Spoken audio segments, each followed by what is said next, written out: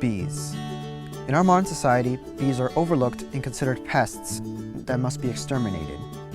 But many people don't realize how important they really are. They pollinate 70% of our produce, including things like almonds, cotton, and strawberries. They're also vital to our economy. They produce over $150 million in honey in the US every year. And not to mention the multiple cash crops that they pollinate all around the world.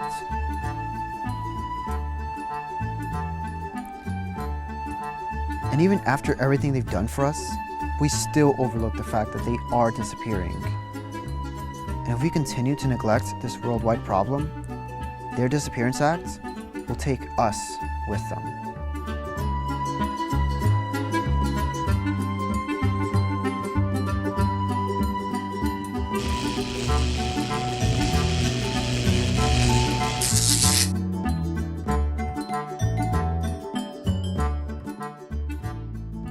My name is Crystal Watrous. I work at UC Riverside in the entomology department. I work in Dr. Hollis Woodard's lab, and we are a lab that specializes in pollinators, more specifically bumblebees. So we work on bumblebee nutrition and study various aspects of bumblebees and other bees and where they live and what they eat. I've always thought that small critters doing interesting things were really neat, and I mean, when you take the time to look at insects, a whole new world opens up because they're all busy doing lots of different important roles in our environment, and most people are too busy to even look. Last year in 2015, commercial beekeepers lost up to 50% of their bee colonies. And the total bee population has dropped 60% since 1947. Now, people continue to ask, why? Why are bees disappearing? One of the most common reasons is something called colony collapse disorder, or CCD. My name is Alex Muniz. I'm an environmental scientist, and I currently work producing a beneficial insect that attacks citrus pests. And I'm also a backyard beekeeper. So the decline in honeybee populations have been attributed to CCD, or colony collapse disorder. We don't know the mechanism that causes CCD, but there are many different pressures that contribute to it, such as pesticides, beekeeping practices, and malnutrition. Since 2007, beekeepers reported unusually high losses from 30 to 90% of their bee colonies. 50% of them showed symptoms of CCD. Well, as many people know, millions of beehives are used to actually pollinate crops throughout California and also in the United States. So if we have a massive amount of colonies that are collapsing, that really affects the number of pollinators that are going to be out there and pollinating our crops. A study from Harvard School of Public Health claims that CCD is caused by various pesticides, including neonicotinoids, a pesticide that intoxicates and eventually kills the bees exposed to it.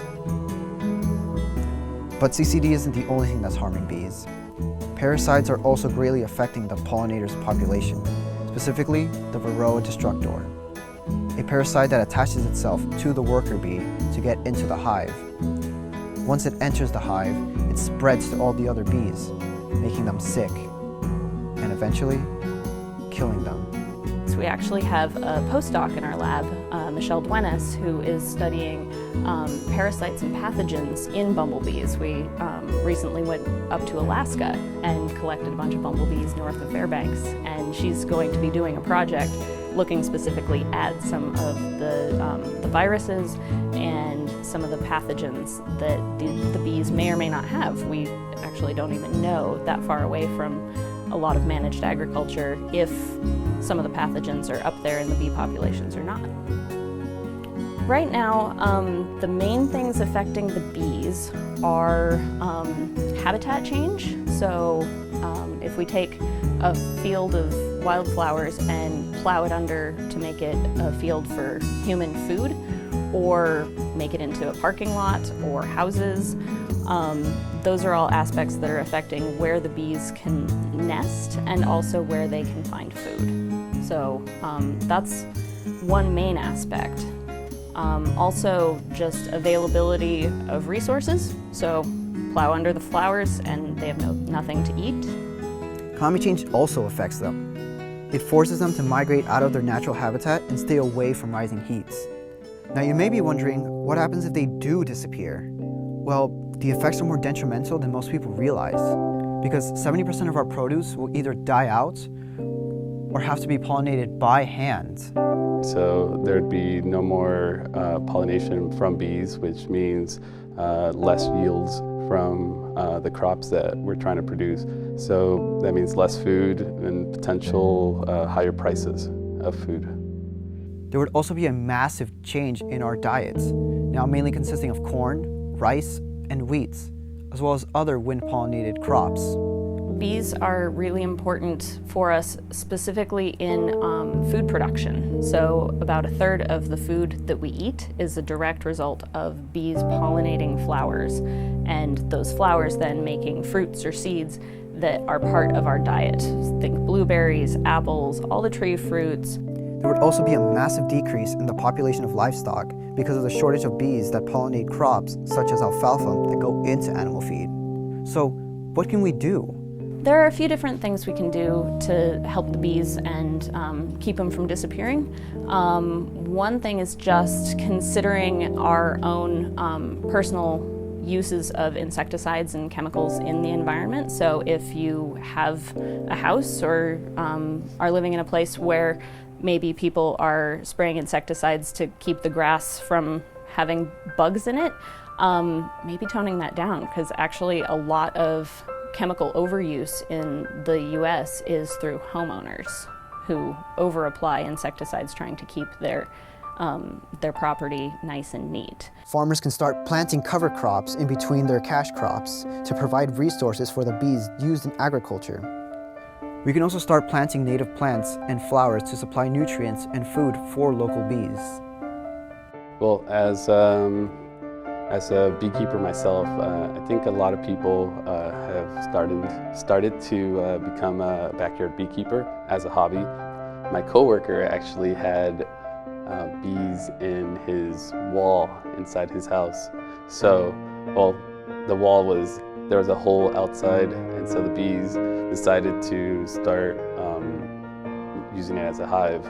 And so I decided to extract them. So I started looking up bees and how to do it properly, because we didn't want to kill them. And so that's how I first started. And I think I have about going on 4 years as a beekeeper now. Yeah. I do try to inform people about bees. Usually when somebody meets me, if they ask me what I do as a hobby, I always mention beekeeping, and it always starts a conversation as to why I like bees and how, or why I'm interested in bees. So it's pretty cool just to inform people. Bees are just all over the place. If most flowers didn't have bees for pollination, they wouldn't be able to reproduce and they would die out. Most people don't realize the importance of bees. Without them, our world would be empty, lifeless, colorless.